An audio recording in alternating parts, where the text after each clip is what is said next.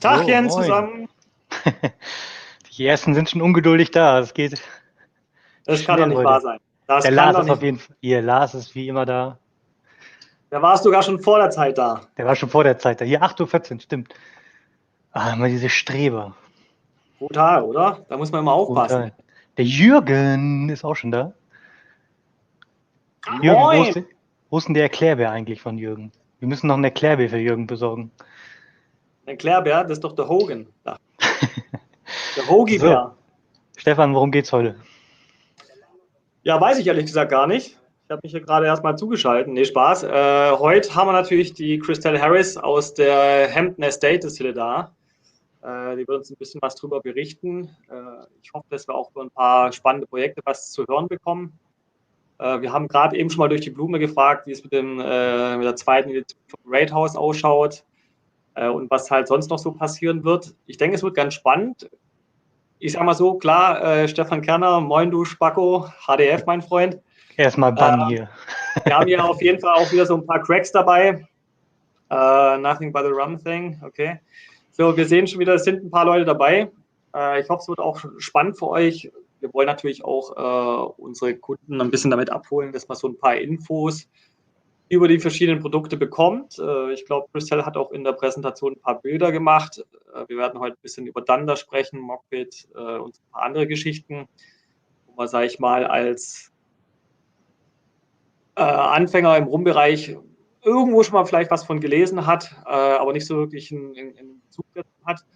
Weil gerade im Jamaika-Bereich, da ploppen auf einmal immer irgendwelche Begriffe auf und man weiß gar nicht, was im Prinzip gerade passiert. Ich weiß auch ganz genau, als ich die ersten Rundschreiben machen musste mit Hemden und sowas und dann kam diese hier, was weiß ich, Doc und wie sie Diamond und wie sie alle hießen, ich saß davor, was wollen die jetzt hier? Was wollen die von mir? Denn? Und dann googelst du das und dann verstehst du noch weniger. Und dann fangen die hier an von Dunder und Sugarcane, Genau. Vinegar und. Aber dafür ist der Stefan da und ich sage, wir lassen Christelle mal nicht so lange warten. Ich nehme meine Visage mal aus dem Bild, hole die wundervolle Christelle dazu und ich wünsche euch einen schönen Abend auf jeden Fall. Ich bin im Hintergrund, ich bediene die Präsentation. Haben wir heute ein Gewinnspiel, ist die Frage. Haben wir heute ein Gewinnspiel? Ja, dann machen wir ein schönes Hemdenpaket fertig. Da haben wir bestimmt was offen. Wir haben auch noch was vom Great House in der Firma rumstehen, soweit ich weiß. Ja, gibt es. Ich mache gleich auch einen Kommentar hier, vielleicht. Ja, so, ich ziehe mich mal raus und hole mal Christelle dazu. Alles Viel Spaß. gleich. So, stage is yours. Hey, Christelle, how are you? I didn't understand anything that you were saying except for Great House and Dunder. And saw somebody write Hogo. Hugo? Ugo. No. Yes, those are only the words I understood. Sorry to disappoint anybody who was expecting me to speak German. No, today everything is in English, so I do my best in speaking English. I have one. Yeah. Hallo, ich bin froh, ihr zu sein. I wanted to say I'm happy to be here, but I'm not very good at it. I tried. It's always better to have a sip of rum before. Oh. Then everything works better. Does it? Okay. Trust me, yeah. Well, you can take mine for me. It's only 1 o'clock in the afternoon here in Jamaica, so I'll cheers you later. So 1 o'clock is a good time for having a great rum. It is usually, except I have more meetings after this, and I have to really be on point. I'm a part of the task force. I don't know how I got appointed to this, but I'm a part of the task force that has been appointed to put in place the new the measures for reopening of all the bars in Jamaica. And there are 10,000 bars in Jamaica. And these are the little bars on the side of the road that, it's just one person operating, and it's very rural, and the education level is not very high. The logic is lacking. So it's very difficult to put together protocols for this reopening, and I'm very scared about it. But somehow I'm part of the task force, so I have to be on point. So I'm not drinking at 1 o'clock yet. Yeah, today we want to speak about the great Hampden Estate. So I have to say, last year we've been there with Luca, also with my colleagues Jürgen, our boss Christoph, and Chris also. Stefan Kerner was with us, and I think to understand what really Hampden Estate is, you have to go there and to see the treasure. So the distillery, it's like It's wonderland. You know, the funny thing I will share with you, this is a very timely chat we're having, because I've left my house only twice in the past 2 months to take my grandmother to the doctor, to the cardiologist. But yesterday, I went to Hampden with Andrew, my uncle. And yeah, and it's very funny. There's a lot of work happening right now. I have a presentation that we're going to share with everybody, but I don't have any of the photographs or anything from anything that's happening that's new at Hampden presentation, because literally all is just happening at one time. But there's so much happening there right now. And I walked in certain places of the distillery, like little pathways and underneath different places. I'd never been in them before. Yesterday was the first time that I went underneath like the back entrance of the fermentation house, and to look at some new equipment that they've put in to, for instance, grab the water from the condensers, from the stills, so that we can use that water and recycle it into the rest of the distillation process, into new distillation processes. They're just little things that I had never seen before. And it made me feel as if I was going to Hampden for the first time, even though I've been there so many times and I'm there all the time. But it reminded me of what it must feel like as a first-time visitor to Hampden, who really loves Hampden and loves Hampden rum and everything that we're about. And it was super, super cool. So next time you come, even though you've been already, Stefan, I will take you to these little nooks and crannies, and it will be even cooler than the last time. Yes, please. So I will come every time, because for me it was like in heaven. So we are passing the street with the palm trees, Yes. and the weather, everything. So we arrived there. It was no words for it. It was so amazing. Yeah, I'm happy that you were able to. And I told you we found your barrel that you wrote on. Yeah, this is also important information for Stefan and Egon. So there's our cask is there. It is there. It's not really your cask, but your names are on it. I know. But let's see what happens. One day, you never know. You have to put these things out into the universe. You never know what might happen. Yeah, sure. I always send my wishes to the universe. Maybe it will happen. Yes. Our own card. That would be nice. So are we going to begin this presentation I put together? I think we can start, yeah. And I think people will also ask some questions during the time. But I would say let's start. Yeah? Stop me anytime. I do tend to go off track a bit. That's why I wrote this, to try and keep me on course. And if anybody has any questions that are pertinent to whatever it is I'm talking about, feel free to interject. Yeah. Stop me at any time. So that's me smelling rum. Actually, that photo was taken at the launch in London in September 2018, when LMNV had the launch for Hampden, and we tasted Hampden amongst 30 journalists from all over Europe, and actually all over the world, because there were some from North America as well. We tasted them amongst some of the oldest rums in the world, including the oldest rum in the world, the one from Christie's. from I think it was the 1700s, 18, I don't remember. You guys know more about that than I do. But it was the grandest tasting in the history of rum because it was 3 of the oldest rums of the world being tasted alongside the Hampden Estate releases. And we wanted to do that because we wanted to show how special the Hampden rum was in terms of flavor profile, that it could stand in a room as great as that.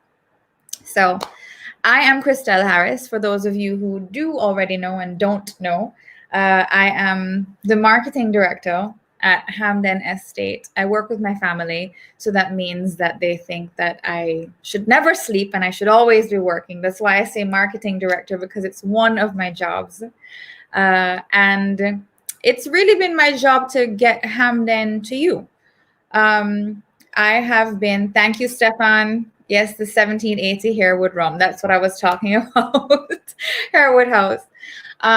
It's been my job to get Hampden rum to you. And I didn't know that at the beginning. When my family bought the distillery 10 years ago, it was being privatized. It was government owned at the time.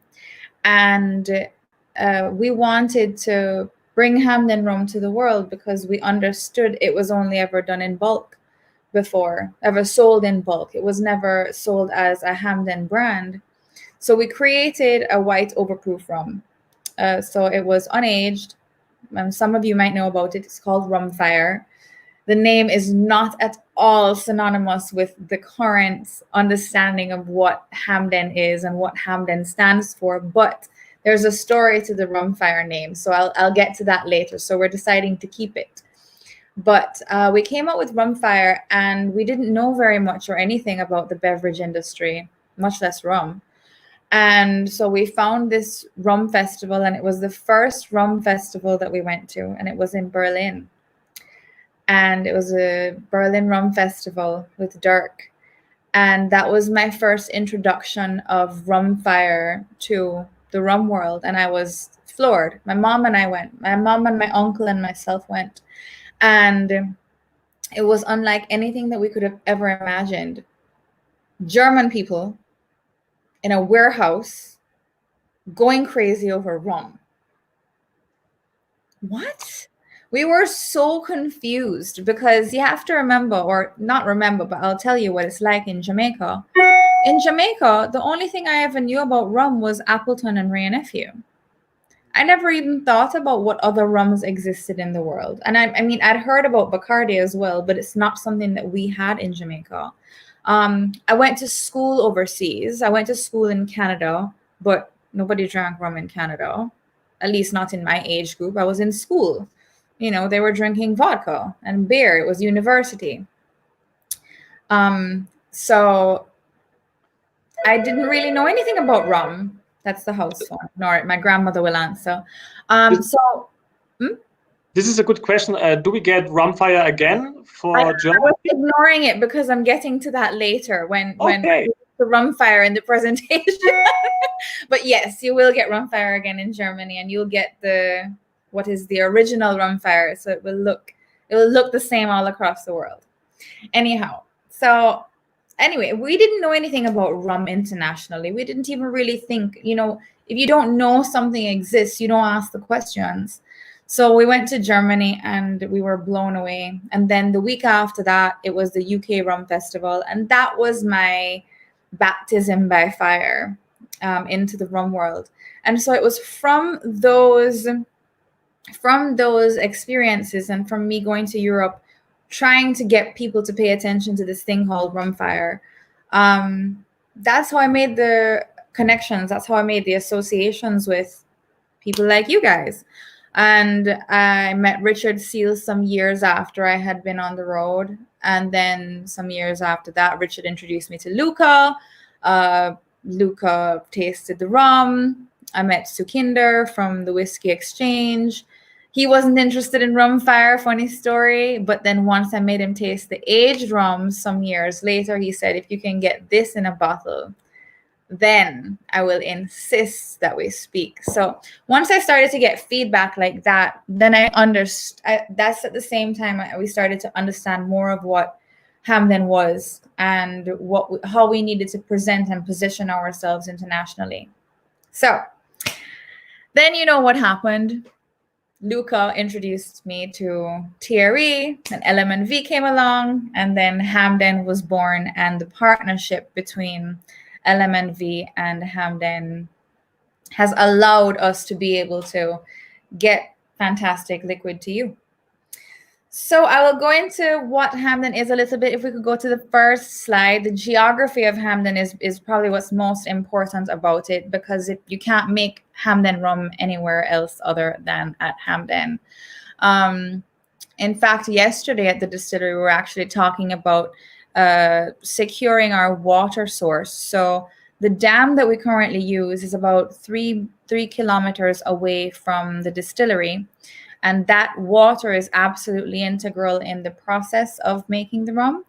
And sometimes between the drought period where there's hardly any water left in the dam, and also leaks that spring in the dam, we're often a little bit worried and anxious about, oh my gosh, where is the water? So we're in the process of building a new water source very close to the distillery, and having that as a collection source. We're going to have it piped from the dam there in times where we have excess water, so that we'll have a backup supply. So it's in Hampden is in Trelawney, which is in the Jamaica. I'm sorry, I get so confused sometimes. Jamaica is divided into 14 parishes. They're called parishes, and they're pretty much cities. That's what we call them, but they're mostly rural. And the one that is highlighted in red, that is where Trelawney is. That's closer to the west end of the island. And to give you an example, if you've ever heard of Montego Bay is very close to our parish as well. So it's about a 45-minute drive from our distillery.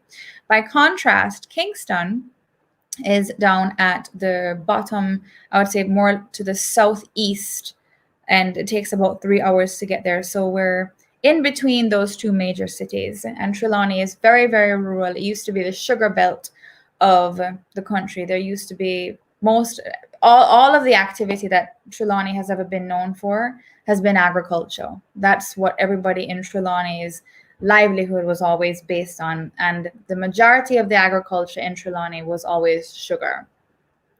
So it's called the Queen of Spain Valley, where Hampden is located, and it is situated on the second largest aquifer, so water source, in Jamaica. It faces the Caribbean Sea. It is absolutely beautiful. As our friends who have visited, who are here with us know, it's stupendously gorgeous. It is an extremely mountainous area, and it's covered in tropical forest, much that I have never seen. I see it from afar because I go to Hampden and we're surrounded by it, but I have not actually taken the opportunity to go walking through the forest or anything like that. But I've heard that there's great bird watching and lots of different species of butterflies, but I stay with the rum. You can't. Because the landscape is it's spectacular, eh? Yeah. So yeah, I was saying the water supply is from this dam, and it was constructed all the way back in 1760. So that was gravity fed back then, and now we have proper pipes. But as you can imagine, something being constructed back in 1760, it has suffered some wear and tear over the years. So when the water level gets quite high, when we're in a very rainy season, we do see a lot of leaks spring up. So the repairs to this dam, they're constant. And so when the water level drops significantly, that's when we take the opportunity to try and plug as many leaks, repair as many leaks as we possibly can, especially we start with the larger ones. So right now we're in a drought period, and we're doing a lot of work on the dam. And then as it comes up, then you see where you need to work on the next time the water level decreases. So the history of Hampden a little bit. What I can tell you is that there used to be 148 distilleries in Jamaica. And this was just at the end of the 19th century. So Now there are only 6. So it definitely makes you kind of understand when you look at those numbers how pressured and taxed our industry is and how much we have to go to the ends of the earth to really safeguard and protect what is left of the industry. Because as we see here, there are 6 distilleries: Hampden, obviously, Appleton, New Yarmouth, Monymusk, Long Pond, and Worthy Park. And of those 6, they're owned by 4 companies. And of those 4 companies, only 2 are Jamaican owned. So, including Hampden, obviously, Hampden and Worthy Park, which interestingly enough are the 2 pot still distilleries. Neither Hampden nor Worthy Park have column stills, which I find quite interesting, that we shared those things in common, that we are Jamaican owned 100%, as well as that we only have pot stills. So with that,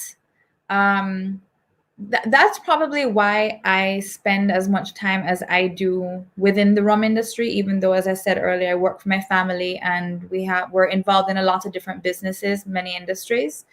I would say the reason why I probably spend as much time in rum as I do is because I am passionate about safeguarding the continuity of our landscape, preserving what we have now, because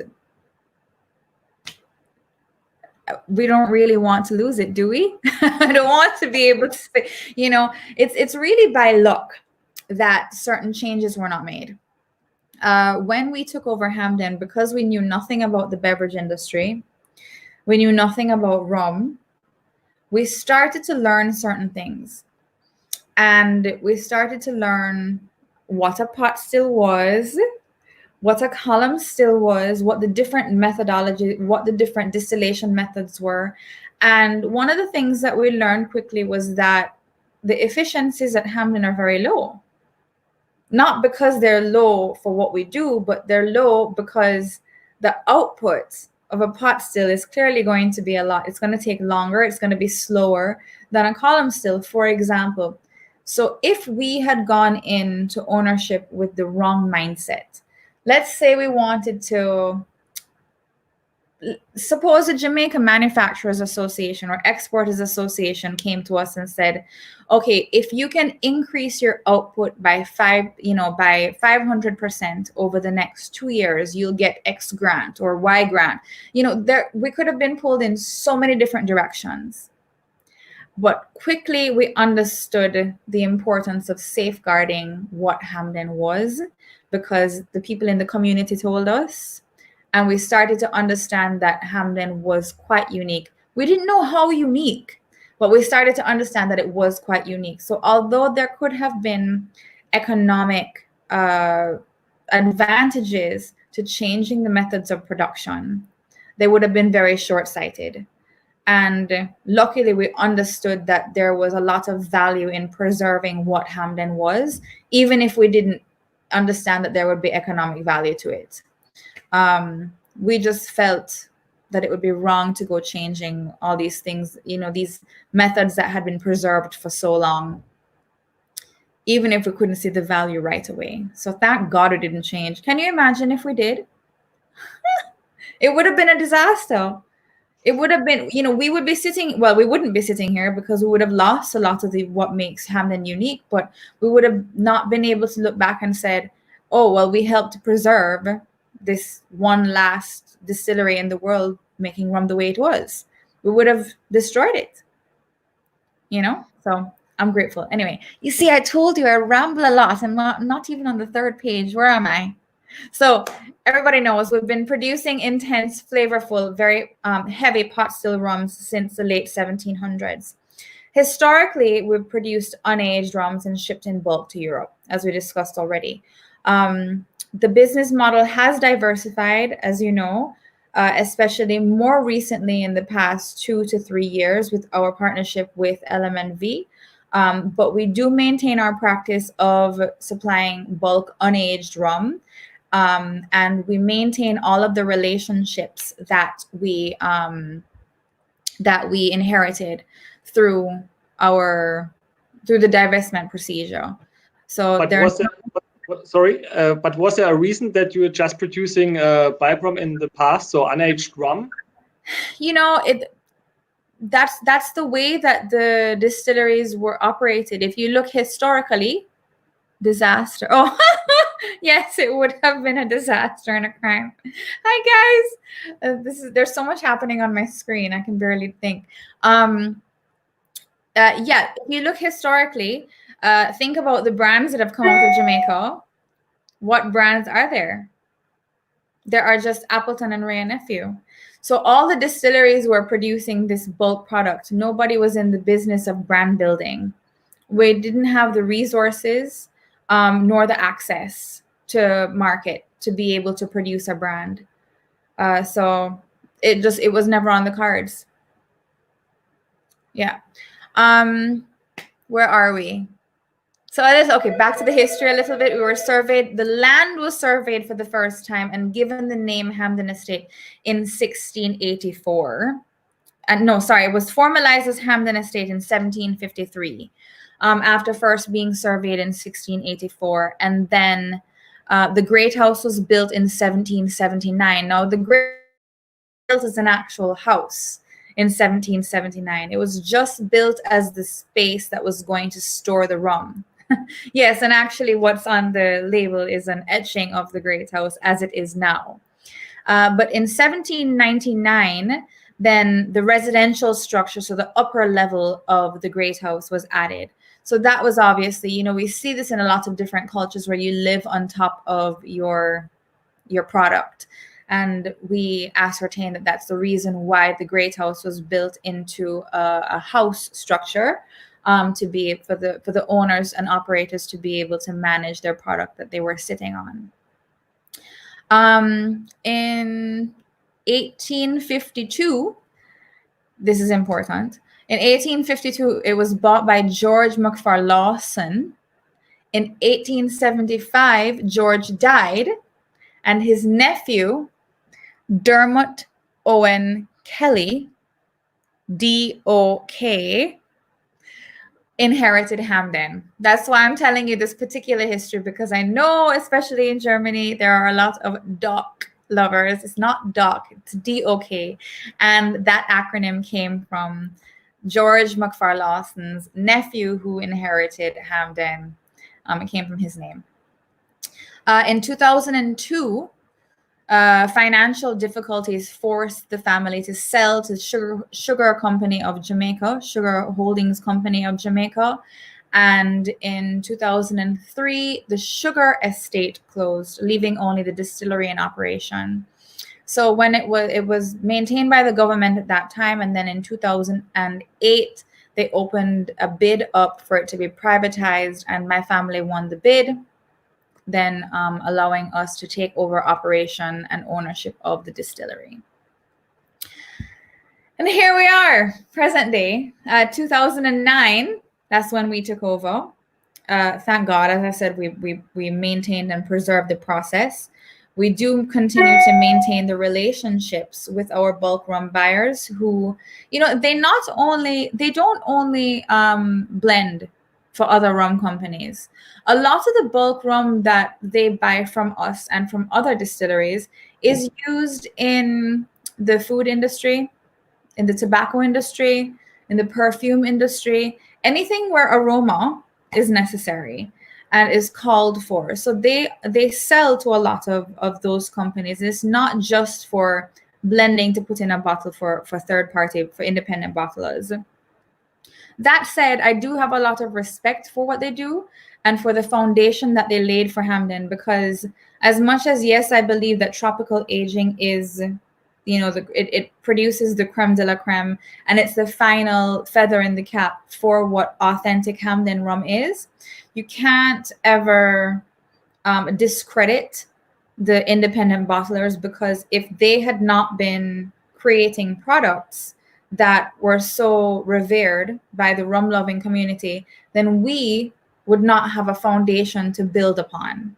So you have to give credit where credit is due, and they're great products. It's still made with Hampden rum, so you know, it's just a matter of semantics as to how it is labeled, who is allowed to call what Jamaica rum? Is anything being added to it? You know, those things where we don't have control mechanisms in place, or we don't have control because it's not our final product.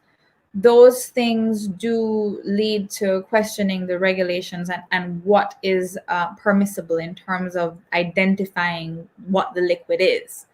But I would never I would never take that away and say it's not important. It's a very important part of our history as well as our present.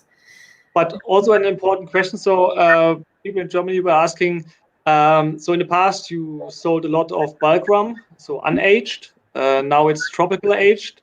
So for the future, you will also sell bulk rum as in the past, or will you completely change that you maybe just sell tropical aged rum to share or companies like that?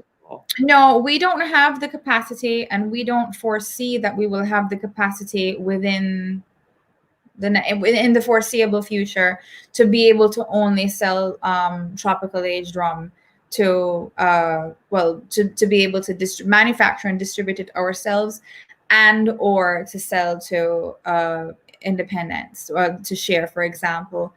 We will have to continue with the model that we currently have, maintaining our unaged bulk rum to bulk rum buyers for the foreseeable future. We do continue to expand our inventory, and we do continue to increase the amount of barrels we put down, but the demand for our liquid is much higher than what we'll ever be able to age and ship out in the foreseeable future. So we will continue to honor this business model.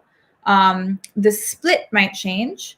So the amount of unaged bulk rum that we sell in the next 10 years is probably going to be a lot less than what we currently do or what we've done over the past 10 years, because it will be supplemented by some tropical aged. Whether it's directly from us, so bottled, manufactured and bottled by us, and or to a third party.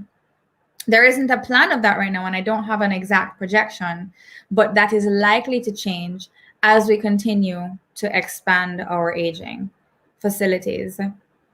We definitely project that we will be selling more independently, more tropical aged Hampden Estate rum, both the expressions that we have already created, as well as new expressions to come, whether they are limited editions like the Habitation Beliers or not, or whether they're continued editions. So here we are. I blab so much, but I suppose that it's pertinent information, right? You can tell me to be quiet at some point if you need to. So as I said, we spoke about we started barreling. So here's the story. If nobody's heard this one before, some of you may have, but it's okay. My grandfather, who was alive at the time, it was actually his interest in the sugar factory at Long Pond that birthed this partnership, or this ownership of Hampden now. He was alive at the time, and he said, well, if it is that so much rum is being sold to Europe, then why don't we put some in barrels and put it down? It must be good for something. If they're aging it over there, why don't we age it here? And that is how Hampden Estate Tropical Aged Rum was born. We didn't know who we were going to sell it to. We didn't know who was going to drink it. We didn't know what form it would take. We didn't know what brand, what it would look like. But it was his foresight that really allowed us to have what we have present day. And then the partnership with La Maison and Bellier really allowed us to solidify our access to market, because that's something that we wouldn't have had independently. And I think that their mutual followings gave us the credibility in the market where there would have been doubt. So although many of the people that are here listening to us talk today, they would not have necessarily been the ones who we're doubting it. But what it has allowed us to do is to slowly grow our credibility outside of just the connoisseur market. So that's what we're hoping will continue to happen in the next few years. So we speak about esters and ester count. And for those geeks of us that understand the numbers, you know that we go up to 1,600 parts per million in esters. However, that 1,600 is not what we're capable of doing. We're capable of going much higher than that at Hampden. However, it was an imposition. It was a law that was passed to protect the industry many years ago. And so the limitation that we are legally bound to is 1,600 parts per million. But in the past, they used to go much higher than that. Just a little tidbit of info. What was the highest one? I'm not sure. I really don't know. I would have to probably do some research and go back into some books. But I've heard up to even 3,000. Yeah, something like this, 4,000, 3,000. Yeah. To be honest, I've heard about 3,600. But that would have been so long ago that I don't think anybody who is alive would have known. They would only have been past, they would only have heard stories. So yeah, somewhere in the 3,000s, perhaps even higher. So I'll speak a little bit about esters, even though we already know. I think we can go to the next slide. It's very wordy. I will kind of just summarize.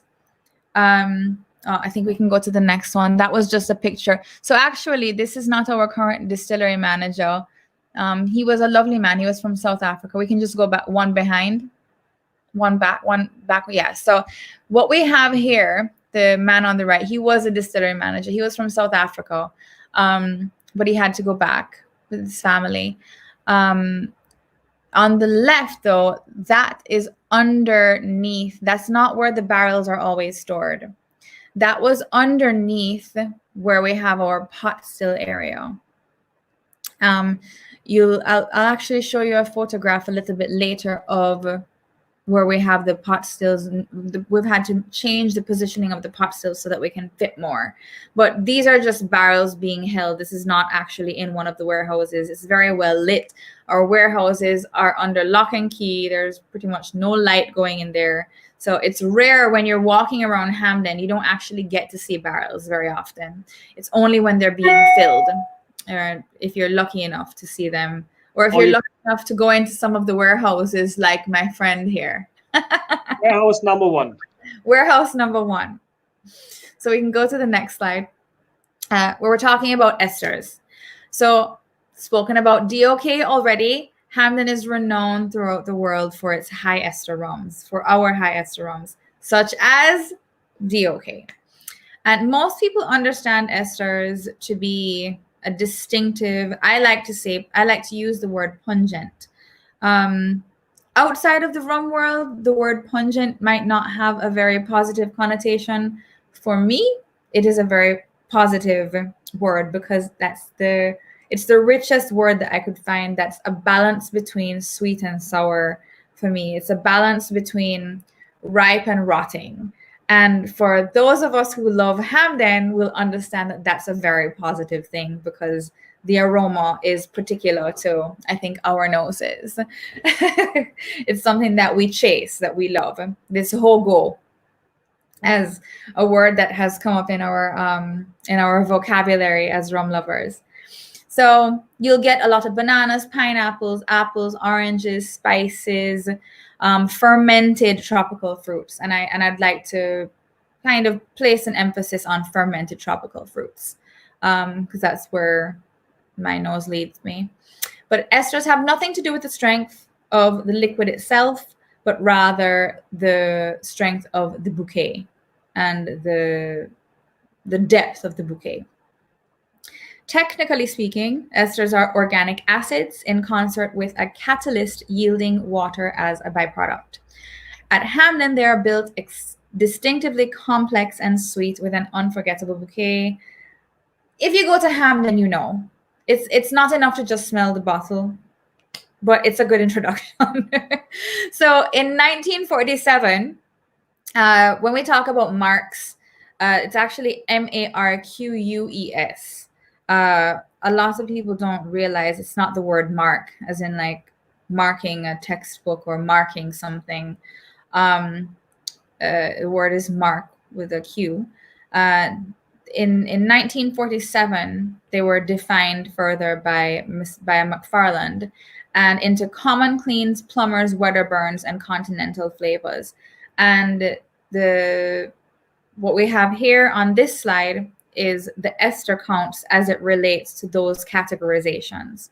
So 80 to 150 would be considered a common clean, 150 to 200 plumbers, 200 to 300, or about 200 to 400 Wedderburns, and then 400 plus and above, even though it says 500 here, and above continental flavor.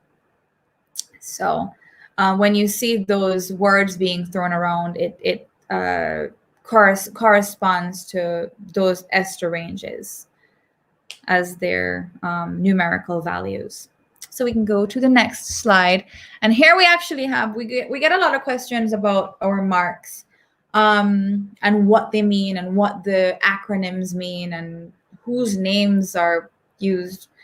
When we came into the business, all of these marks were already registered with the Spirits Pool Association, except for the two lowest ones that are on this chart, which are the OWH and the LFCH. So those two were created by us, us meaning the new owners, my family. And if you look closely, you'll realize that we named them after our family members. So my grandfather that I spoke about, whose dream it was to own a sugar factory and consequently a distillery, Lawrence Francis Close Hussey, we use his acronym for the LFCH, common clean. That usually falls between about 85 and 120 parts per million on the ester chart. And OWH, which is our lowest ester rum that we produce, is between 40 and 80. And Outram Wormald Hussey was actually my grandfather's grandfather or father. I don't remember. I never met him. No, hold on. Charles was, no, it was his father. It was his father. It was his father. So we decided to keep those names as significant in naming the two new marks that we would create, because we realized that there was not necessarily a desire, but there could be a demand for the lower ester liquids out of Hampden, low in comparison to what any other distillery would be producing. So even at Worthy Park, they produce high ester rum, but it's still low in comparison. The majority, the volume of what they produce is still lower in comparison to what we produce. So we realized that there was going to be a bit of a gap to fill in the future if we wanted to ever present a commercial product. And as it would have it, the OWH, I think in the future will stand to be a base for a lot of what we continue to do. So that was not such a bad idea to go into that. High ester rums have a sharp bite on the tongue as if they'd be high in ABV. Yes, but I'm just reading a comment here from someone. Yes, high ester rums do have a sharp bite on the tongue as if they would be high in ABV, but changing the alcohol percentage of the liquid is not going to change the ester count of it. It's still going to be that mark. So that's why the average consumer is often confused and they get terminology a little bit mixed when they say, in Jamaica, oh my gosh, in Jamaica, you have never seen, this is where it's really prevalent. If I go into a supermarket, I have my staff with me at the supermarket and we're doing a tasting for Rum Fire. almost every single person, if they have never had, let's say everybody who we presented to that day has never tasted it before, they all go, Oh, this is so strong. And what they mean is, of course, it's going to be strong. It's 63% alcohol by volume. It's an overproof rum. But if you were to give them a side-by-side with Ray and Nephew, they're going to say the rum fire is much stronger. And they really do think that it is a stronger liquid, that it is higher in alcohol volume. But they don't realize that the aroma is what they're using to make that decision. They're thinking that because the aroma is higher, more complex and more powerful. It's more powerful. The aroma is more powerful, but the strength of the liquid is not. So that is a very, very common misconception. Even here in Jamaica. And I don't sell the aged rums in Jamaica very widely because people don't understand it. We've gotten so used to drinking blended rum from Appleton, pretty much, that when they taste Hampden, a lot of them, unless they are Scotch converts and they enjoy single malt, unless they're Scotch converts and they enjoy single malt, they don't appreciate Hampden. And if you think about it, the reason why they're able to appreciate Hampden is because they understand the value perception of single malt Scotch. And I'm able to draw that comparison of Hampden single batch distillation, pot stills, and I'll speak about it in a second, but the use of dunder, the value of that. People that understand the process of single malt Scotch and understand why there's a higher value attributed to that, then get why Hampden aged rum should be perceived at a higher value too. So it's not even necessarily the flavor profile, but the value perception that allows them to change their thinking about it. But I have to say also the flavor profile, because last year, if we've tried the OWH for the first time, by sniffing in the nose, it was like whiskey. Yeah. The OWH. So I think this is also the first step for whiskey drinkers to step into the world of Hampden. Yeah. And then you can go up and feel free with different other marks. Yeah. Mm-hmm. Very good point. So I'm going very slowly. I'm going to try and just run through some of this quickly. Well, actually, no, fermentation is really important. So what we have here on the next slide is some of the different views of our fermentation house. As you can see, everything looks very old. And that is exactly what makes Hampden and fermenting at Hampden very special. We have tried very hard not to change anything in this particular space of the distillery, because every cobweb, every speck of dirt, every ant, every organism that exists in that area, in this particular geography of the distillery, is absolutely integral to the fermentation process. We don't use any commercial yeast in our fermentation, so all the fermentation is wild. Therefore, it is completely dependent on the biodiversity that exists in the area. So some people who are used to going to, clean bottling facilities where all they do is just bottle rum, they come in there and they go, "What is this? You need some alcohol." Funny enough, they say you need to clean the place. They say, no, don't touch it. So as a result, we try very hard not to. We do carry visitors into the fermentation area, but just into the very front. So where you see the tour guide and you have some, she's wearing the yellow hard hat, and we have some guests in blue hard hats. That's right at the entrance of the fermentation area. But we have many, many fermentation tanks that go very far back and into other rooms as well. Our fermentation vats are made of cedar. They're circular, wooden, and we try to keep them in use for as long as they possibly will be in use. They're held together by banana leaves. The walkways are flanked by them on either side. We fit in as many as we possibly can. And when we see that some is going, Hampden. Sasha, thank you. Thank you for the compliment on my accent. If we see that there's deterioration, we don't just throw it out. We do repairs on them as much as they will possibly allow us to. And we keep them in circulation as long as they possibly will. What? Last year, one was broken. At the same time, we've been there. Yes. Yeah. I mean, you know, it's bound to happen. It's wear and tear. A lot of the times, it's very difficult to detect when something is going to happen. It's not like, you know, it springs a leak and you get some lead time on it. No, you don't get lead time on these things sometimes. Sometimes there's just a break.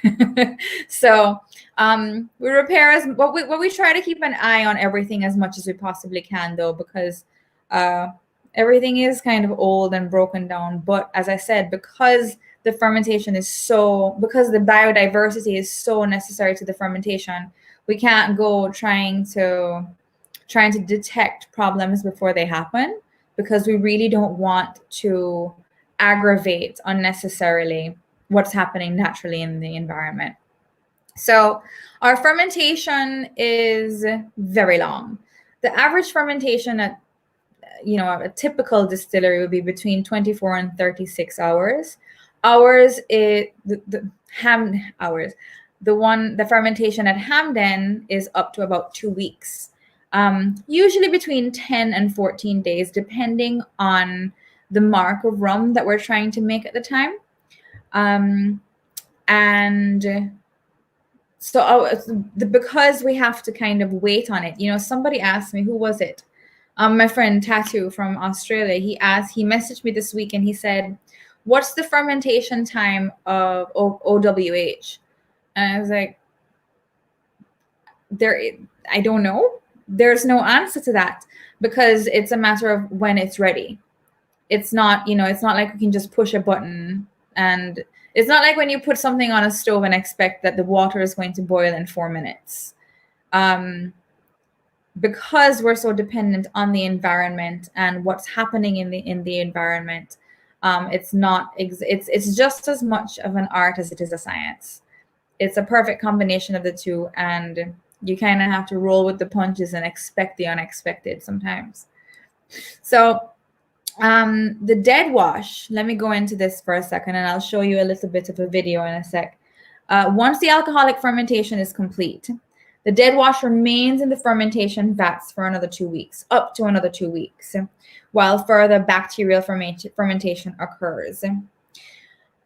During this time, that is when the esters really develop. So usually we're waiting for the esters to develop. So for the lower ester marks, it will be less time consuming. And for the higher ester marks, it will be more time consuming. We can go to the next slide. You know what? The next slide is a video, but I think because you have it in PDF, what I will do is I'm going to share my screen. Oh, sorry. I'm not very technically adept, guys, but I'll figure it out in a second. I think that's not a problem. It's not a problem that I'm not technically adept. No. I don't know how long everybody has, and it's late there, isn't it?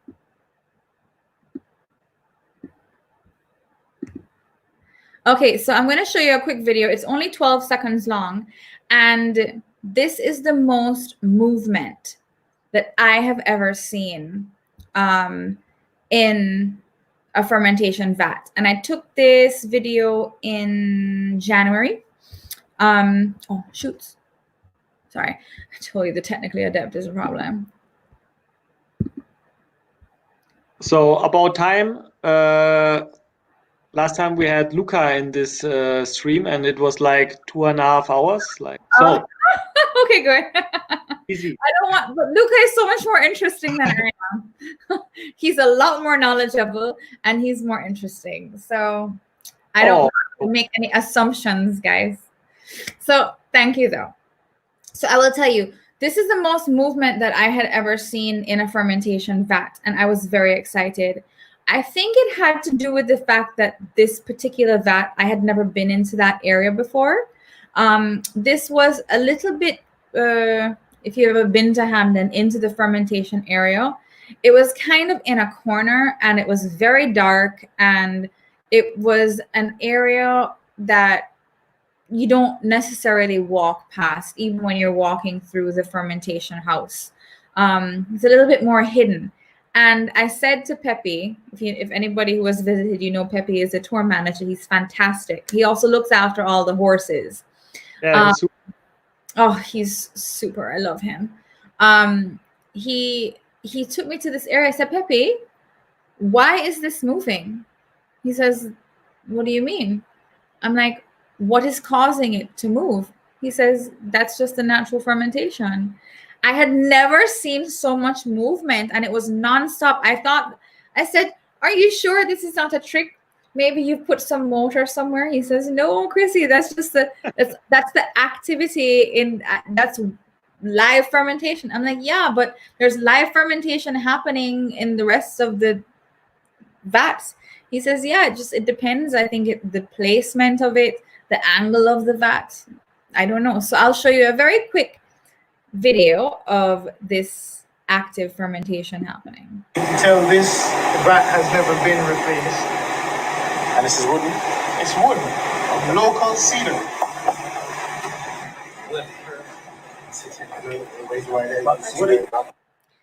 So I don't know. I just thought that was very cool, because I've looked at vats hundreds of times at Hampden, and I've never seen that much movement in any one of them. And there was nothing causing it to move. There was no reason as to why it was moving like that. So I just thought I would share that part. I quite liked it. If I picture last year, the top of the fermentation tanks looks like yin and yang from the bubbles. Yeah, that's true. It was also a super shoot. Yeah. So we can go back to the. I'm not still screen sharing, am I? Sorry? I'm not still screen sharing, am I? No. Okay, good. I think Mike is doing his job. Okay, good.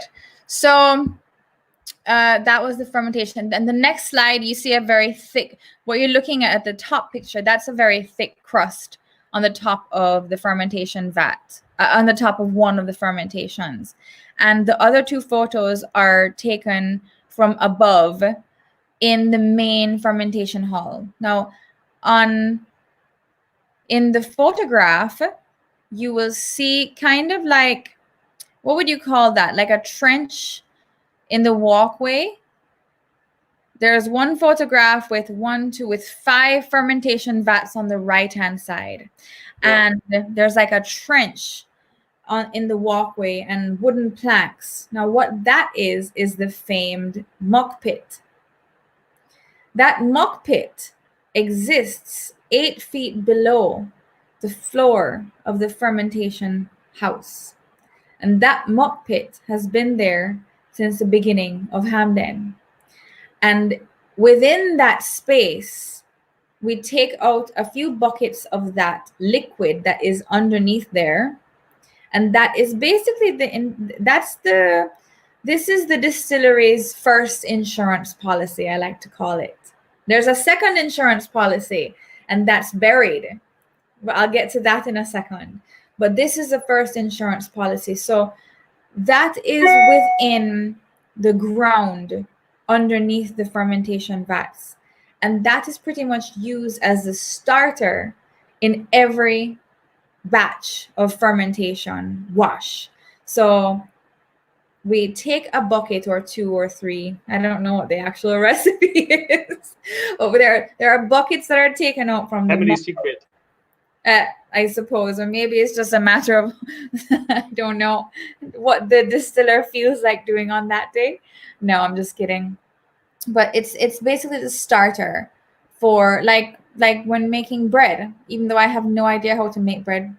So I don't know why I'm making that analogy, but maybe some of you do. So it's a start. It's basically the starter for the fermentation that is added to each vat before, along with the wash. I should have probably put the pot stills before that, but it's okay. We can go back to it. I'll go into the pot stills now, as the pot stills is probably one of the most important components, obviously. Thank you. The next slide. At Hampden, well, when I wrote this, originally there were only 4 pot stills. Now there are 5, and soon we will be, one of them was removed to put the new one in place, but soon the one that we moved will be put back in, and so we will have 6 pot stills.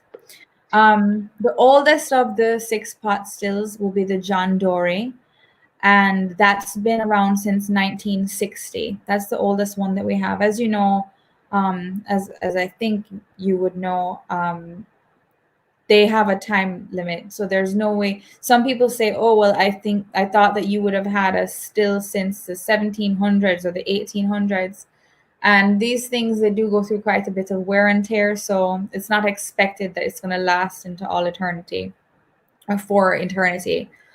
So the oldest one that we have is actually our smallest one. It's a John Dory, and it has a capacity of 2,000 gallons, and that's been since 1960.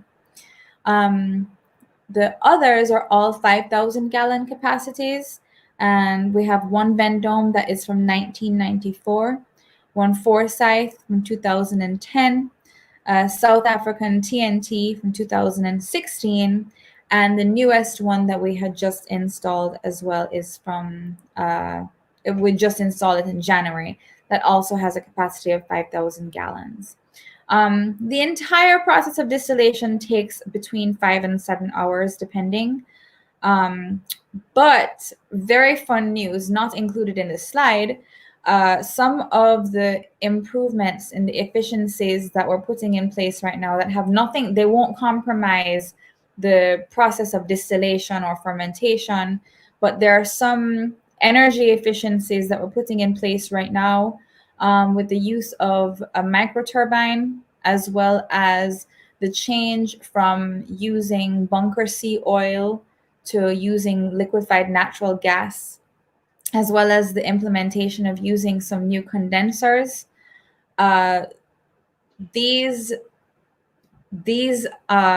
improvements will actually make it so that we don't have to go in and manually clean the coils in between distillations. Once we start to harvest the condensed water and use that back into the stills in between the distillations, it will call for much less maintenance and manual cleaning in between distillation runs, as well as it might cut out the entire necessity of us shutting down distillation, because we usually shut down distillation for as much as 3 weeks to a month in January or February. That's what Hampden historically has done. But now, over time, we've improved efficiencies and employed certain mechanisms so that we don't have to shut down for as long. There's a possibility that we might not have to shut down at all, really, or maybe just for a couple of days in the future to do yearly maintenance on the stills. So those are some really big improvements that I only learned about yesterday. So that was very good timing. Yeah, that's very exciting stuff, actually, because we want to be able to get as much as we can out of these pot stills. In order to get as much as we can out of the new pot stills that we're putting in place, it's a very expensive procedure. But in order to get as much as we can, we have to keep all of the other supporting mechanisms and supporting infrastructure aligned so that we will be able to take advantage of the potentially increased capacity of output. So Nice. So what happens after distillation? There's waste, obviously, because rum is made, and some of what was used to make the rum is going to be thrown out. It's waste, right? And this waste is called dunder.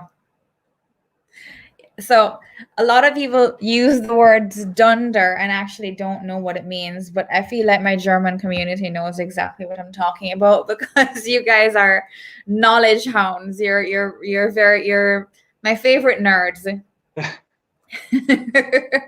So dunder is basically, it's just what's left in the stills after a distillation run. And the most common distiller's term for it is stillage. And so most distilleries in Jamaica will take their dunder and dispose of it. You can either spread it on sugarcane fields, obviously under controlled conditions, and it would have had to have been cooled already, because you can't take hot stillage and spread it on the fields, or you'll burn the fields. That doesn't really make much sense. So there are some very rigid environmental standards that we have to adhere to in order to be able to do this. But we can't dispose of all of our dunder, and much of our dunder we reuse in future fermentations. And so remember, I was talking about the muck pits, and we take some of the muck and put it into the fermentation vats. One of the things that we also put into the fermentation vats is some dunder. That's a very integral part of the process at Hampden. So it's important to know that adding the stillage to the wash, this wash that I'm talking about, for subsequent distillation runs is one of the things that is very unique to Hampden rum. And as talking earlier about some of the parallels in the Scotch whiskey or the bourbon world, this would be the equivalent of their sour mash. So you could always pull from that comparison to explain to someone who is really, who understands the distillation process or the production process in the whiskey or the bourbon world. Next slide we can go to. One of the things that makes Hampden so Hampden, and why it's so important for us to really control the use of the name Hampden, is because what comes from Hampden as Hampden Estate rum has nothing added to it. It's actually Jamaican law that any rum that comes out that is Jamaica rum can't have anything added to it after distillation. So there's no added sugar, no tannins, no added glycerin, no added caramel, nothing artificial. And as we like to say, a great rum does not need cosmetic improvements. One of the things that is so important in ensuring that Jamaica rum is actually Jamaica rum. So let's say that Hampden rum leaves Jamaica, and we sell to one of our bulk rum buyers. Just a short question, Christelle. So Jens is asking if all the dunder is used for the next fermentation or just a small part of it? No, just some of it. So we do reuse some of it on our fields. We can't use back all of it. There's a lot of it. So and the rest you throw in the muck, or so the rest of it goes. Some of it goes onto the fields, and is used, yeah. It can be used as fertilizer, obviously under controlled conditions. Yeah. Mm-hmm. So, and some of it goes into the muck pit as well. Obviously, that's what the muck pit is. That's one of the huge major components of the muck pit. So yeah, none of these things, no true Hampden rum has anything added to it. So one of the issues that this isn't a part of my presentation, but I'll allude to it again because I spoke a bit about it before. But when it comes to independent bottlers, I personally am not against independent bottlers at all. Independent bottlers are responsible for putting out some fantastic products and for sourcing really great liquid. However, as the manufacturer of the liquid, we can't be sure what happens to it after it is purchased by an independent bottler. Now, most of them are, their companies have uphold huge, major integrity standards, but I can't be sure. There are some of them that perhaps are adding some sugar and some glycerin, or maybe using a little bit of Hampden rum and using something that maybe isn't even rum. So we have to be very careful about how we allow rum that is sourced from Hampden but not bottled by Hampden to be identified as Hampden rum, or even more so as Jamaica rum, because I don't know if it's really 100% Jamaica rum in your bottle. So that's one of the things that going forward, we would like to be able to maintain more control over through better policing and through implementation and real monitoring of the enforcement of the Jamaica GI. And that's something that I'm going to be doing personally. I'm going to be lending more of my time to in the future. Somebody's asking if it's possible to visit the distillery, but I said yes. It is possible to visit the distillery. We have a wonderful distillery tour.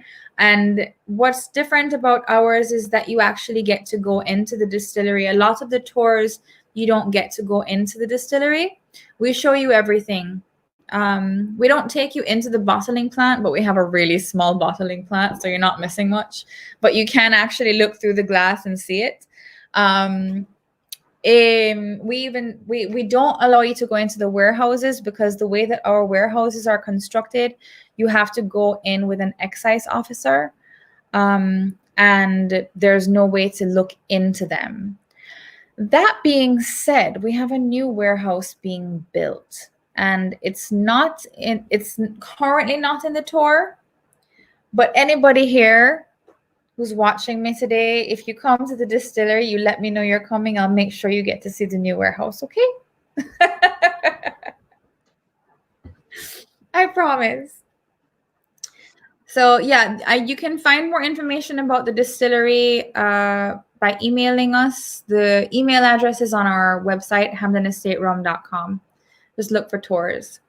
The email address is easy. It's tours at Hampden Rum Company, but you can look for that after, or I can give you all the information at the end if you'd like to. So there is our Luca, and he is walking. Where is he in that picture? I think he's walking under. I think the stills are upstairs, huh? Huh? Yeah. I think the stills are upstairs. Stills are upstairs there, where he's walking there. But because we've moved some of the stills, there isn't as much space in that particular area where he was walking. So it's a little bit more condensed now. How many people are still working at the distillery for the moment? Oh, well, right now we don't have any decreases, because Trelawney is actually one of the places that was not affected, has not been affected by coronavirus. So we still have our full complement, and actually there are a lot more workmen there right now, because there's a lot of construction happening. So the fire suppression system was just finished installation for the new warehouse yesterday, or the day before yesterday. The new LNG tank and vaporizer was put down yesterday. We had a lot of cranes in the yard. There's there's a lot of activity. There hasn't been any decrease in workers. So I would say there are about 40 people on full staff right now. And we're bottling almost all the time right now, even just rum fire, because there's so much demand for the rum leaving Jamaica in bulk that I can't keep up with my orders locally for my rum fire, because I can't keep enough in stock at any one time. So I've been fighting with the distillery manager to try and give me more rum fire on a daily basis. So it's a good problem to have. We're very happy about it. So I have a next slide. On the next slide, I talk about Hampden being so unique and these different processes that make it unique. But unless we speak about the processes in relation to what happens at other distilleries, then we don't really have a grasp of how unique it is. So let's talk about, for a second, there are so many rums in the world, which Jamaican people don't know about, but we having this conversation today know about all of these rums. There are actually thousands of rum labels that exist in the world, but really not more than 100 distilleries that produce and bottle their own product.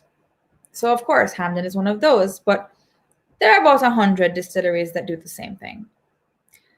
Of these 100 or 100 plus, give or take, just over 20 of these possess both pot stills and column stills. So the majority of these distilleries have only column stills. It is common that they have only column stills. Only 20 plus of the distilleries that are producing rum have both pot and column stills. And what I love is very interesting is that those in Jamaica have both, which is it. It speaks to Jamaica being so strong in the heritage of rum, and it really being, I mean, this is an arguable point, especially if we start talking about Barbados versus Jamaica, but the starting point of rum in the history of the world. So just over 20 of these possess both pot stills and column stills. So these would be Hampden, River Antoine, Long Pond, Clarence, Money Musk, Appleton, Mount Gay, West Indies Rum Distillery, Foursquare, St. Lucia, Diplomatico, El Dorado, Amrut, Santa Teresa, Bentley, Worthy Park, Rum, Shalong Bay, Nine Leaves, and Husk. So I don't know if that's an exhaustive list, but it's not an exhaustive list, but just over 20 distilleries have both pot and column stills. But only a few have only pot stills. Hampden, River Antoine, Long Pond, Clarence, Rum, Worthy Park, Shalong Bay, Nine Leaves, and Husk. Even fewer, however, only use natural yeast in their fermentation. And we have them here: Hampden, River Antoine, Long Pond, and traditional Clarence. Even fewer use pure spring water. It's really only two. If I am mistaken, I'm open to having this conversation with anybody, but as far as I know, it makes Hampden really unique in that we check all those boxes. So, I've been to River Antoine. I really want to go though. Side note. I am missing also some points here, but I'm not pretty sure if you can talk about. But sometimes you read or you've heard about graves and about what? Sorry? About the graves. Oh, yeah, I will talk about it. I didn't include it in this presentation, and I do not know why. I don't know why I didn't include it. If you want to go, well, we don't really have to go back because it's nothing to really see. But remember, so I spoke about the muck pits. The muck pits I remember I spoke about it being like the first insurance policy. So that is, it's been there since the beginning of time at Hampden, and it possesses the biodiversity of, if something were to happen to all of the vats, for example, we could restart using what's in the muck pit. But what happens if something happens to the muck pit? Somebody asked me that question the other day, and I got very anxious for a second. Then I remembered that we have graves. So what we have in these graves, so we're not talking about graves that people who have passed away are put in, but these graves are right there at the distillery, and they are basically the second insurance policy. So if something were to ever happen to the rest of the distillery, this is what we've basically buried. We've buried what comes from the muck pits and the dundo. So we bury a combination of all of this into the ground, so that if anything were to ever come to ever compromise the distillery, we'll have it there. And we actually dig this up and add it to the fermentation process. I can't tell you everything. That's why I sound like I'm a little bit. I know. I know. I sound a little bit confused. It's not that I'm confused, but I'm trying to be as transparent as I can without telling you everything, because yeah, you don't have to tell anything, everything, but you know, some mysterious are known, but not really. So sometimes you've heard about the graves. So the graves are there, keeping intact and keeping buried, but they are to be dug up again. Keeping buried the properties of Hampden that Hampden is known for, and that have been cultivated within the environment already. So that if that is ever compromised, we have a restarting tool again. That's what I call the second insurance policy. But don't ask to see them, because you can't see them. I have seen. I know. And maybe Mike can organize something. I'm not pretty sure if we can do it. You can show. It's okay. I don't know if. No, let's leave it. Okay. I just yeah. But no worry. It's really not that exciting. It's literally just grass. That's true. It's honestly not that exciting. Are we fermenting obtrusive tourists? You never know. Maybe I will take you, if you're obtrusive, I will take you into the fermentation area and I will hide you in the muck pit. Never to research. I'm just kidding. Just small animals, but no tourists. No. So here's the thing. So when we first took over, and I started learning that there were these, yes, it's literally grass. I started learning that there were these rumors about Hampden rum. And one of the things that was so prevalent were these stupid rumors that I knew were not true. Why did I know that they were not true? I knew that they were not true because the National Environmental Protection Agency is so strict that there's no way that we could have been doing anything that was against the Bureau of Standards.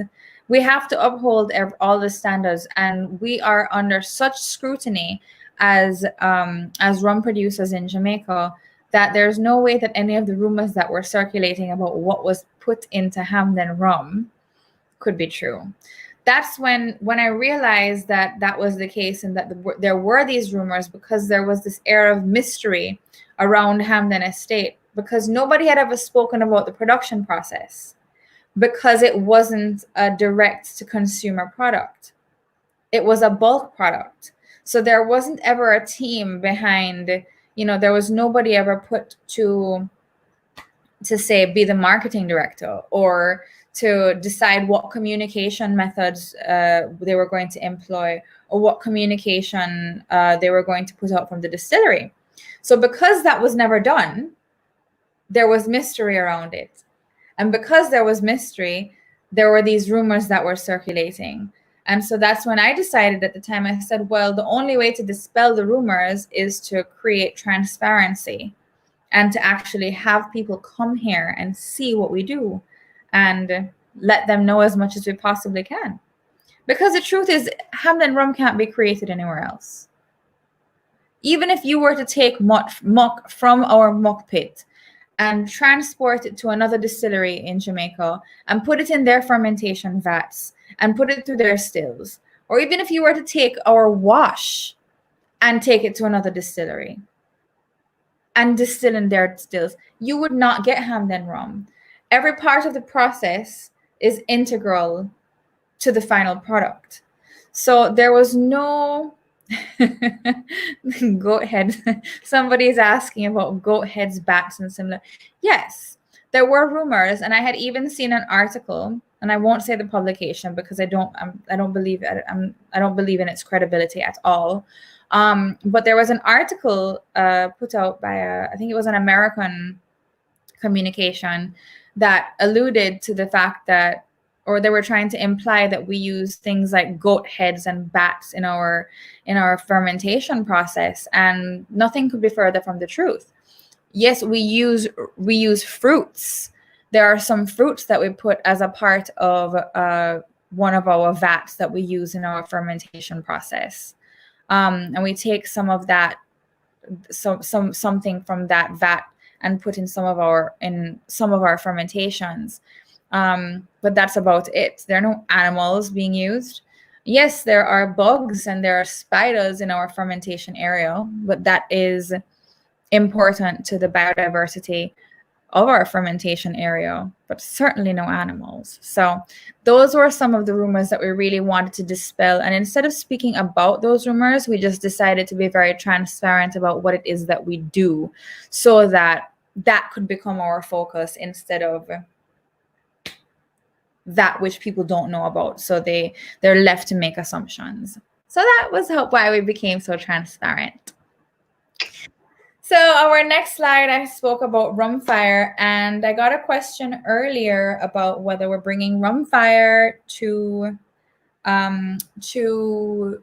Germany again. And I'm happy to say, well, we haven't finalized anything yet, but it was in the plan this year. Do we get also the same bottle like this, like the old one? Yes. This one, the classy one? Yeah. Yes. So we're making some minor change. So I'm sorry, my grandmother doesn't know I'm doing this. 1 second. Das wäre natürlich nicht schlecht, die lang ersehnte Oldschool-Flasche vom Rumfire. Das wäre natürlich ein Träumchen. Ne? Totgeglaubt, dann kam ja dieser Velvet. Ne? Ich hoffe, dass wir natürlich wieder diese Retro-Flasche zurückbekommen. Das wäre der Oberhammer. Okay, I'm sorry. I'm back. No worry, no worry. They need me to sign some checks, so they'll bring them to me. Yes, so Rumfire, we are not changing the liquid. We're going to be very short. You know, when we had done Rumfire Velvet, we did it for the European market. And in hindsight, it was a wrong decision, but we were still very much learning. So with that, we created Rumfire Velvet, and we did that bottling in the UK. There were so many different wrong decisions that were made then. It's okay, you can wait for them. There were so many wrong decisions. And we learned that we would not be doing that again. So we're going to be doing Rumfire again for the international bottling. We're going to be bottling all of it in Jamaica, and all of it is going to be the exact same. The only thing that's going to be a little bit different is where government requires different labeling practices. So that's about it. But it's going to look a little bit different, but it's going to be unquestionably the same product. So just different little things. I might have taken out one or two. Lord, do me a favor and pass my the plug-in for this is over by the bed. Sorry. There are going to be little differences, but almost everything will look the same. But the feel of the bottle will be a little bit different, as well as the feel of the label will be a little bit different. And even though it will have the same basic message, it will be a little bit more finessed. I don't think that one is working. I think this one over here I need to plug into. I'm so sorry. I'm going to have to take a moment. I have to sign checks, and I just realized I signed in the wrong place. Everything cool? Do you think we get this old school bottling for the German market, or is there a new one? It will be a new one, but it will be for everywhere. Okay. Yeah. So, but it will look and feel almost the exact same. And the ABV was like 63 or? 63%, yes. And do you know official by heart how many Hampden Distillery bottlings are available at the market right now? I think up to 20 because you have different bottlings for different markets. So maybe a bit more, or?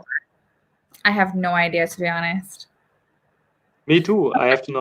I have to say. So the truth is, because we don't bottle them locally yet, I haven't kept tabs on that, and because there are different bottlings for different markets, I haven't kept an eye on it. And and because there's also a lot of them are limited editions, so I don't even know what's available. Most of them, yeah. Exactly. You want to say hi to my friend? Say hi to the world. Hi. Hi. How are you? Fine, and you? I am very well, thanks. This is Lorna. Yeah. And this is, well, he's all the way up here. Yes. This is Stefan, and then there's lots of other people watching. Wow. So it's late for them though. Yeah, today it's for the German market here. Today it's for the German market here. But there are also some people from Italia and Italy. Oh yes, that's right. I think I saw my friend Remy Italia. Yeah. I'm really sorry about this, guys.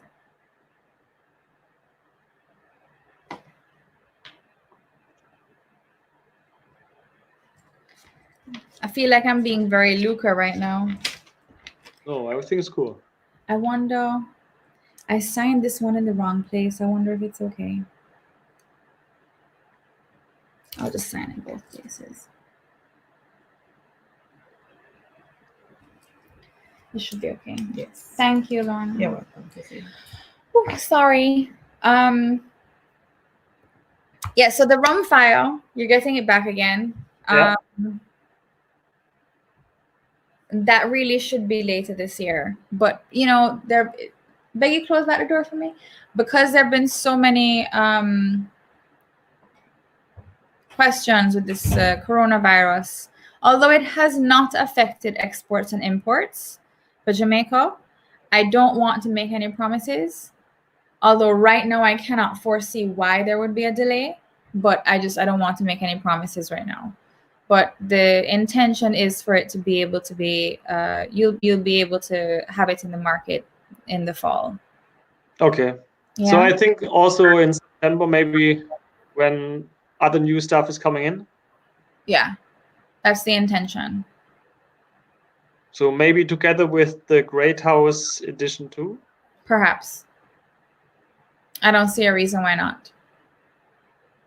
The thing about the rum fire is that it is not aged.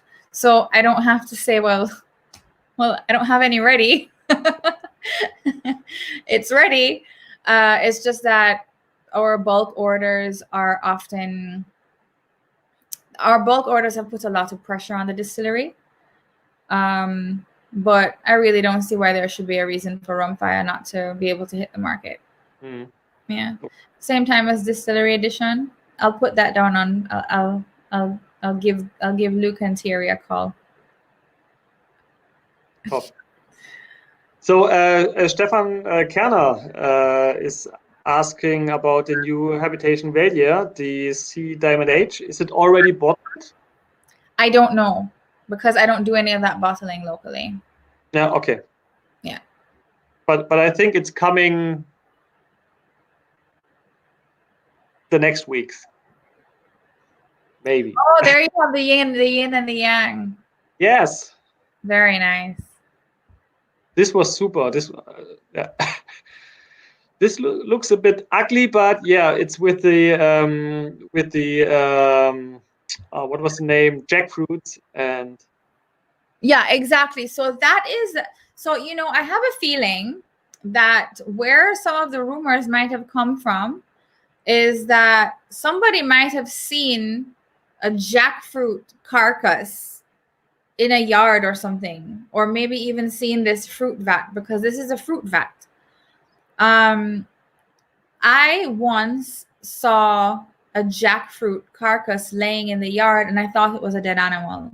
I kid you not. This is many years ago. But I kid you not, I really thought so. So I have a feeling that the reason why some of these rumors started is because one person probably saw the carcass of a big jackfruit, like rotting in the yard or something, and they thought it was an animal, because I thought so. Actually, you know what? Gail Seal was with me. Gail was with me when I saw it that day. It was about 4 years ago. And she thought it was a dead animal too. So that might be where the rumor came from. So, by the way, Christopher is asking about the mark of Rumfire. I can tell you, Rumfire is HLCF. HLCF. And you know, it's actually very interesting. I will say also that the Rumfire Velvet, I had gotten quite a few comments. Not a lot, but I had a few people over the years ask me about it, and this, just a few people, and it only happened later on. When it was first introduced, I didn't really get this comment, but they said to me, Rumfire Velvet, it's not the same liquid as Rumfire. And I said, I can guarantee you it's the same liquid, because I have the shipping documents. We didn't bottle it in Jamaica, but I had the shipping documents, and I personally wanted to go back and look. So I did at the time, and it was HLCF. Because the ester ranges are ranges. It's not a one particular number. It's a range. So I have a feeling that the Rumfire Velvet, or the liquid that was sent in that shipment as Rumfire Velvet liquid, it was probably on the lower end of the within the HLCF mark, whereas what we use locally, what we bottle all the time, is generally perhaps on the higher end. That's the only explanation that I could really think of. There's no reason why it should change in the cold. You know, it didn't make any sense otherwise. So that's what I deduced. But that was quite indicative and quite exemplary, that even though it's one mark, it can differ quite a bit within that mark, within that range, I think. So I don't know. Do I still have anything else to show you? Oh, well, there's some more slides that you could perhaps show, but it's not really anything that anybody hasn't seen before, I don't think. So as you know, here are our two babies, the ones that were born at the same time, the twins, but they are not identical. We decided to come out with two different expressions at the time, because we wanted one to be more approachable, and we wanted one to be more perhaps versatile for the bartender, so a higher ABV. And what was very interesting is, although they were the same blend, they were very, very different. One wasn't just stronger than the other, and we wanted to be able to showcase that by releasing them at the same time. For me, the 46 is the perfect rum for daily sipping. I agree. I love it. I was sipping it every day, which is why I'm not drinking this month. Look. There is your barrel. The mystery barrel of mystery names. I wasn't there when you when you scribbled on that. No. I wasn't there when it was there before, I would say. Oh, was it? I'm not upset with you. I'm excited. It's very exciting. You're my friend. We wrote this last year if we had a tour with Peppy. So we had some time. And yeah, so we thought put our names on the barrel and then it's ours. But you can dream. You can put those things out into the universe. Maybe you one have day. to dream. You have to dream. So what Yeah, else we have? Oh, and then the next slide we have, this is a typical bar in Jamaica. These are one of the bars that are in Trelawney. Actually, I passed it yesterday and they painted over some of it, but they still have the bottle and the rum fire. The bar's looking very cool. I can't remember that we've been in a jerk barbecue restaurant, and there was a bar on the other side, and we moved in, and I think it was not a normal bar, as I can remember, and Stefan and Yeah. So we have over 10,000 bars, and it takes you 5 hours to drive from one end of the island to the other. So that just goes to show you how many bars we have, and a lot of them are not what typical bars are like. Similar to this, the way that we drink rum in Jamaica is very different to how you drink rum in Europe, perhaps. The typical way to drink rum is you buy a flask. You buy a Q. It's called a Q, not a flask in Jamaica. And it's a 200 ml. And you buy that and you sit with it and you have a chaser and you mix them yourself. Cocktail culture next to doesn't exist in Jamaica. There are very few bars that have what we call real cocktails, and even then they're very wanting. I think most of the time they are drinking the white rum with ting, the grapefruit lemonade. Not really so much. No? I'll tell you what's become more popular: cranberry juice. Yeah? Because it's become very popularized by the Hennessy population. So in Jamaica, all the trends are really dictated by what happens in the music and on the radio. And not cognac, but Hennessy specifically.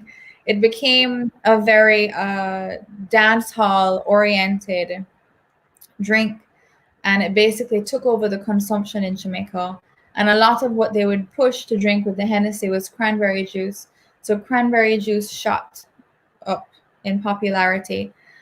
Ting was always the main mixer of choice, but that has been contested by cranberry juice. So I have to try it out with cranberry juice. Rum and some dancehall vibes. Yes, rum and cranberry is great. I like it with ginger ale and lots of bitters. That's my favorite way to drink it, because I try not to drink things that are too sweet. And I don't really use a lot of syrup in anything, except for when you guys make me drinks. I'll drink anything you give me. Yeah. I have to say with Jürgen, I think it was a few days left. We did some espresso martinis with the Hampden 46, and it's delicious. You're making me want to drink in May. Yeah, sure. So this is actually what we have on the last slide. This is a beautiful landscape. Actually, past that tree is where we're putting the new pond for the water collection. So that would be very close to the distillery, because this is a photo op that we have that is on the way to the distillery when you come to do the tour. So any of you who have not been to the tour, this is one of the places that you will see, and we look forward to having you here when all of this madness is over. Make sure Jamaica is the first place you come to visit. Yeah, we also have to come back again, because it was a great trip. So yes, I think everybody has to move to Hampden Estate to understand the real soul and love of Hampden. Yeah, sorry. And maybe at least so, what kind of plannings you have for the future? So what kind of releases? So I think we have heard about the Rum Fire. I think this year will come the Hampden Great House edition number 2. Well, it won't be an edition number 2. No, it will be No? the Hampden. No, it will be the Hampden Distillery edition. It will be the second bottling. Second bottle. Second bottling. But you know, I haven't even really discussed it with Luca, but I would like for that. I would like for the next distillery edition. I would like for the distillery edition to evolve over time.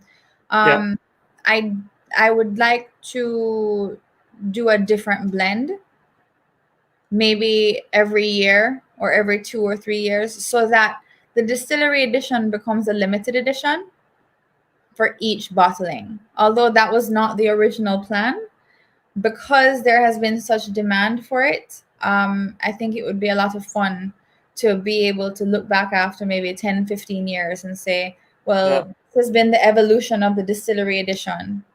Yeah, because we for example thought that the first edition was like the OWH with diamond age, and the second edition is a bit, something different from the black path.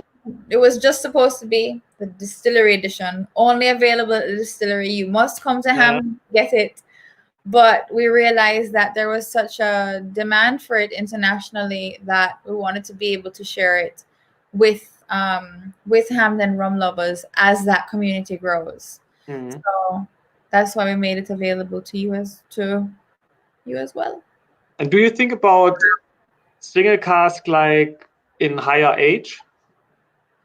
Eventually, but we have to wait on it though. Because the oldest rum that we have is 10 years old, and we don't even have that much of it. So, you know, over time, we'll be able to look at diversifying our portfolio and really speaking to the desires of our community. So let's see what happens. Let's see what happens. What I really need to do is I need to get married and I need to have children, because I can't marry my bottle of Hampden. So I don't know when I plan on doing any of that. But I might have to take a break from the road at some point in time to figure that out, because I'm not getting any younger.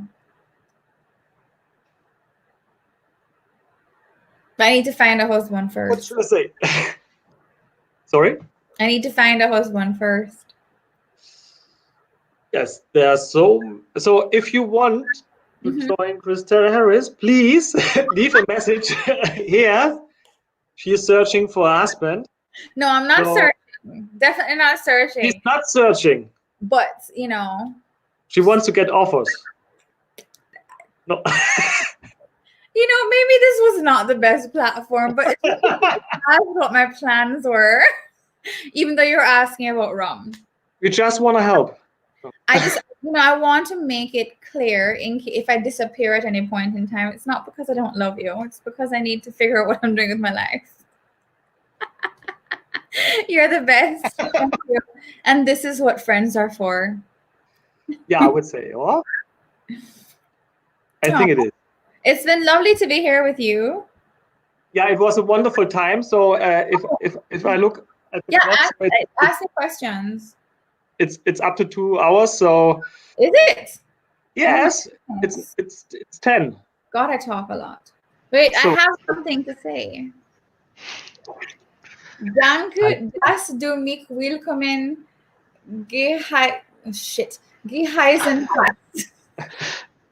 Du bist jederzeit gerne willkommen. You're welcome at any time. Oh gosh. I bet I will receive a lot of emails tomorrow. I will forward to you. Thank you. Please do. And the photos and age.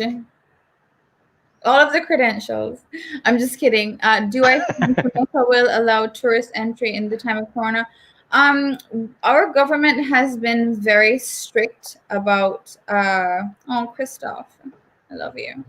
Our government has been very strict about not allowing anybody into the country. In fact, even Jamaicans who were overseas were stuck there. They only just started receiving planes repatriating people. So my friend, actually, one of my best friends, she was in England because her husband is English, and she went there to have her baby. And the baby was born like almost 6 weeks ago or 8 weeks ago almost. And she just got back a week ago, and she's been in government quarantine for the past 8 days. So they only just started allowing Jamaicans to return to the country, and they have to be in government quarantine for a minimum of 2 weeks. And there are still a lot of Jamaicans who have not been able to return. And I do not foresee our government opening travel to anybody who is not a returning resident for the foreseeable future, until the United States can get their act together. I don't think our government is going to expose us. We do not have the infrastructure. We only have 315 potential beds for patients if we get that many people sick. Our numbers have not continued to increase that much. We only have 509 people who have been infected. We have 9 deaths. But our recovery rate is very high. And if we open our borders, we will be opening ourselves to a surge in deaths. I know that. So I don't think so.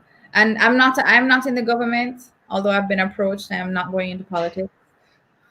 Can't do it. I would vote for you. Oh, thank you. I'll make sure that we allow Germans to vote. No, I'm not in the government, but I do have a lot of friends within the government, and there's no plan of opening to visitors right now. We are hoping for July 1st. Well, we're hoping for June 1st, but I know differently. It's not going to be June 1st.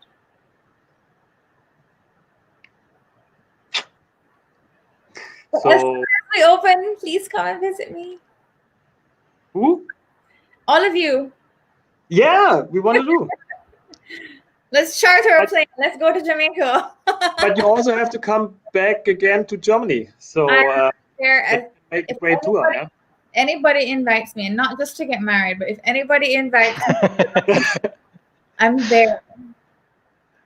The next time on the German Rum Fest, Yes.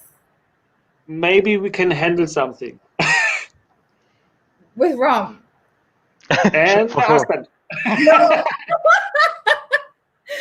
Well, I need to put on my professional hat. Oh my goodness. I need to note this. Do not mention trying to find a husband when I'm on a business chat. No, we just show you some people. Some really nice men. Yes, we'll do a lineup. We'll do that on the Monday, the day after. Maybe, let's do We do another a small stream. tasting.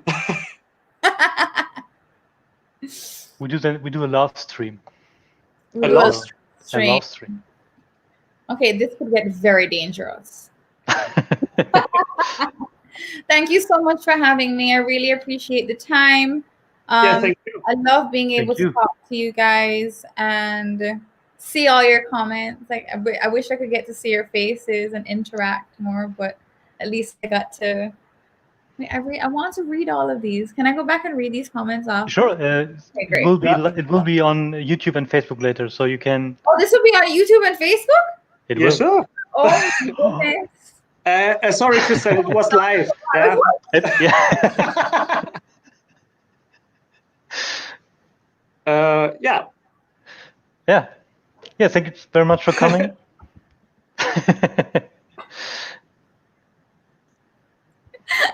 Okay, I'm done. Thank you so much Where is she? for the opportunity. And I I look just she's wanted to off? say, No. you're off. We lost you, Stefan. No, I'm off. No? At least your screen is frozen. Yeah. Yeah, but here. I know also. you're back. Yeah. I just wanted to say have a good evening, but it's like 3. yeah, it's 3 o'clock. I'm gonna have a late lunch. A Yeah. Blue Mountain coffee That's right. I'm gonna have Blue Mountain coffee. with rum. I wish I'll save that for June. And then you change it into an espresso martini. And everything is fine. Oh my goodness. I'm gonna write that down. That's the first thing I will have on June the 1st when I start back enjoying my Hampden rum. You have to. Yes. So All right, thank you, Christelle. And I hope we will hear something soon from each other. So I will come back to you again as soon as I can for another project. But let's keep in touch. Absolutely. Yeah. Cheers.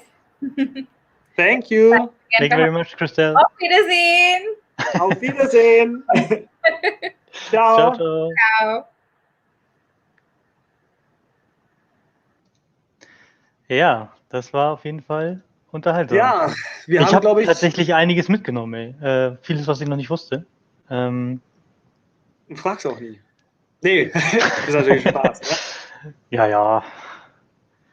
Nee, aber ich hoffe, dass es für euch da draußen auch wieder ein bisschen spannend war. Wir wollten eigentlich wirklich nur 40, 50 Minuten, maximal eine Stunde wieder machen. Manchmal ergibt sich das allerdings, dass es dann so bis zu 2 Stunden geht. Ich glaube, wir haben heute aber auch viele nette und neue Infos mitgenommen. Also zumindest für die Leute, die noch nicht so deep in dem Thema Hampden drin waren.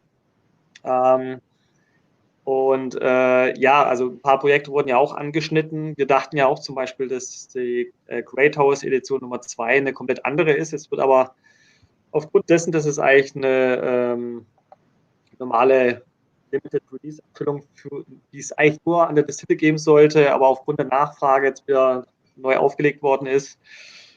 Es tut sich viel, aber künftig wird man wohl auch andere Editionen erwarten können. Aber wahrscheinlich dann erst ab 2021. Jo, vielen Dank, dass ihr wieder dabei wart. Es werden auch noch ein paar spannende Streams künftig kommen. Nur so als kleiner Spoiler, wir sind gerade auch dabei mit Ian Burrell und Richard Ziel am Austüfteln, weil wir auch ein neues Produkt mit im Sortiment haben, den Equiano Rum. Und darüber werden wir dann auch nochmal die Tage berichten mit unseren 2 Freunden. Jens, ja, kriegen wir hin. Ich kann auch eigentlich die ganze Präsentation mal zur Verfügung stellen, sicherlich irgendwo. Ja, bestimmt. Mache ich morgen, wenn ich im Büro bin. Dann schicke ich mal nochmal irgendwie einen Link, wo man das dann runterladen kann. Oder du packst es direkt einfach damit unter die Comments. Ne? Ja, genau. Ja, das wollte ich machen. Genau. Aber es muss irgendwo hochgeladen werden. Sascha, du bist vergeben. Das wird nichts. Genau. Wir nehmen Bewerbung an getcrystalmarriott@kirschwhisky.com. Also witzig wär's, ne? Und beim nächsten Rumfest hier in Berlin machen wir hier so eine kleine Tasting Area, so ein bisschen hier mit dran riechen, dran schnuppern, ne? Bewerten. Oh, die schönen Tiki. Sonst wird er hier, genau. Und ich habe hier gerade, wir haben ja am Anfang gesagt, es wurde in der Verlosung gefragt, da kommen wir wohl nicht mal raus aus der Nummer.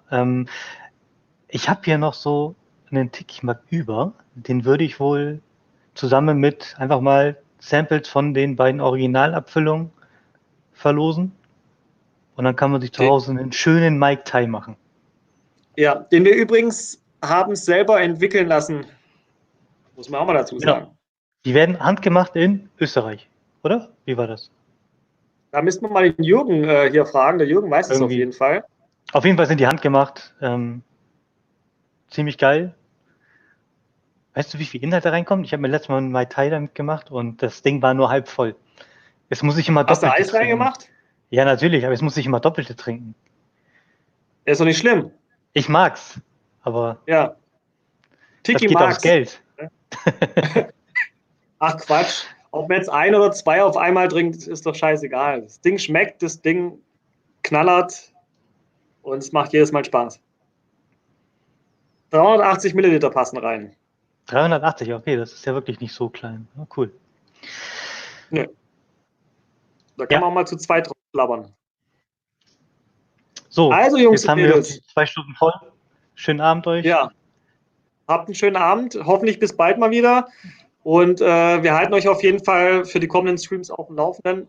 Beim Rum-Talk, wie gesagt, sind wir auch beide dran, auch mit also unseren Partnern zu sprechen.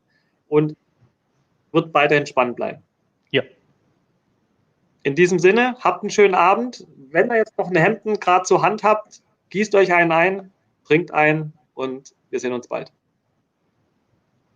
Da oben. Aber ich darf nicht trinken. Ich muss morgen auch arbeiten. Freunde, schönen Abend euch. Bis dann. Ciao.